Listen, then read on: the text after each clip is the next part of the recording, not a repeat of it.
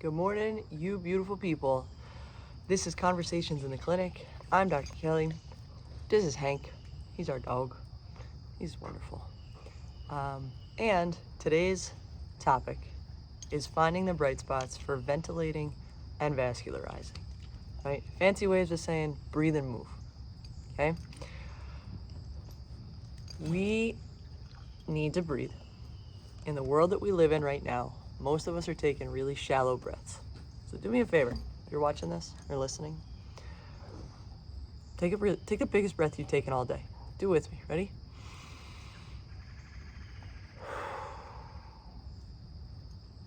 Take one more.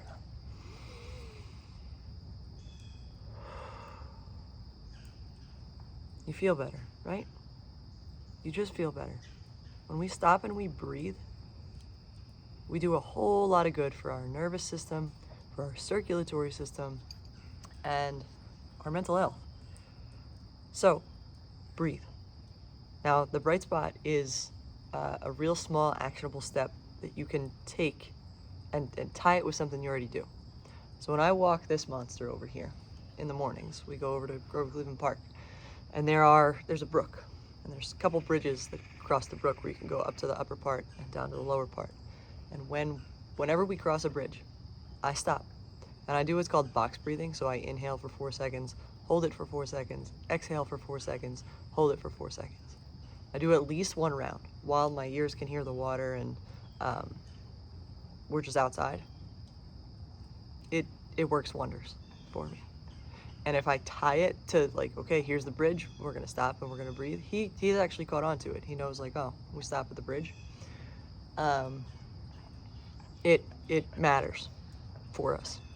Okay, so that's the first bright spot is ventilating, but being able to just stop and breathe. Okay, I won't get into the anatomy and the physiology of why it's important for our lungs. You just gotta breathe into the bottom parts of your lungs to keep them active, basically. Okay, and then the second part is vascularizing. And vascularize just means move. We spend far too much time as a society in 2025 sitting. And not just sitting, but like sitting for prolonged periods in one position. I'm on the ground right now. I don't know if you guys can see. I'm outside. I'm on the ground. I got my Christmas pajamas on, so you guys get to see that side of me. But I'm sitting on the ground. And part of the reason to sit on the ground is because my body says like, hey, now we're uncomfortable, shift, right? And I might move one of my knees up, right? Where I might shift how I'm just positioned here.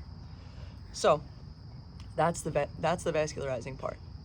Is just by moving, even just the slightest bit, I'm sending signals to the muscles and the nerves and the bones to say like, hey, there's new pressure in this spot. Hey, we need to make this adjustment to this joint, right? And it's those little tiny movements. We call them movement snacks, okay? And there's a whole body of research on movement snacks, okay? We somehow have like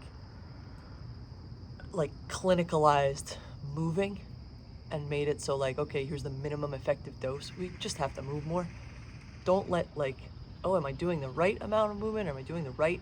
Just get up and like go pee and go get a cup of coffee and try to change your position and the duration that you're sitting at one time for. You don't have to get up and run a marathon and come back to sit. Seriously, go up, make a cup of coffee and come back. Get up and pee and then come back. Oh, you're so sad over here. Come here and sit. So those are the two bright spots. So like when I sit down to write these newsletters, I'm on the ground. When I do the podcasts and the YouTubes, I'm on the ground. I'm trying to practice what I preach. I'm trying to be the change that I want to see in the world. And like, it's all $0. No money comes out of my bank account. A lot of energy goes into this. A lot of effort goes into this. A lot of decisions are consciously made to put me here. But it doesn't cost money. It costs energy and attention and effort.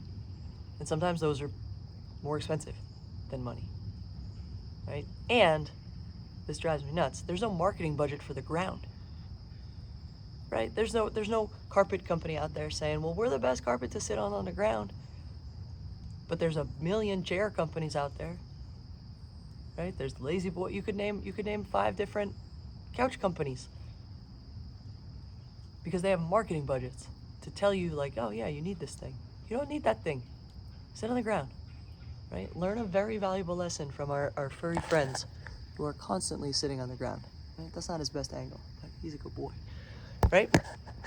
And that's vascularizing. That's just getting blood through our bodies and through our systems, okay?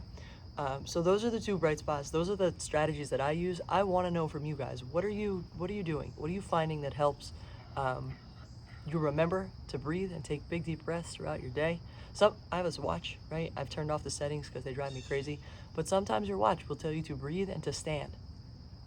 And I read like a month or 2 ago, this is longer than that, maybe 6 months ago, that Apple's trying to figure out a way to track your time outside, which is great because none of us are spending any time outside. So if it's good that it tracks our screen time, because that's a big eye opener for people. But if we could get it to track our time outside and see how little we're actually spending in the sun and breathing in fresh outside air, it might open up a lot more eyes, right? So my challenges for you this week, if you don't already have them, find a spot that you pass every day that you're like, this is where I'm going to breathe. Maybe it's when you get in your car to go to work or come home from work or whatever. Stop and breathe, right?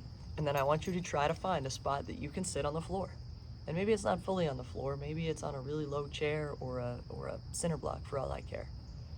But find a spot where you can vascularize a little bit. Just get a little bit of movement into your system so that you get all the benefits of the blood flow, of the sensory input, of the lymphatic input, right, of our lymph system, pushes our immune cells around and cleans up all the garbage in our body. Really important systems that need that input, and when they don't get it, we get sick, right? And we get chronic illnesses and we get diseases that we call preventable. So those are my 2 challenges for you. I also want to share a little bonus. There's a speaker I love. His name is Myron Golden. And I saw an Instagram clip of his the other day, and he said, drives me nuts when I hear people say, I have a bad knee, I have a bad hip, I have a bad shoulder. And some people do. Some people have congenital illnesses, or some people have genetics that they just have a bad one. Most of us have a really good knee, or a really good hip, or a really good shoulder that's doing the best it can under the crappy conditions that we're putting it under. Right? You don't move it enough, you don't drink enough water, you don't exercise it enough, and it yells at you. It's a really good knee. It's just doing the best that it can under the crappy conditions that you're putting it under, the crappy environment. Like, yeah, God. If I had $1 for the number of patients who came in my door and said, I have a bad whatever, I wouldn't have to work anymore. So like, you have a good X, Y, or Z, neck, back, brain, all of it, memory, all of it. It's doing the best it can under the conditions that you're putting it under. Just food for thought. I appreciate you all. Thank you for spending your time, energy, and attention with me today. Keep moving and keep getting better every day.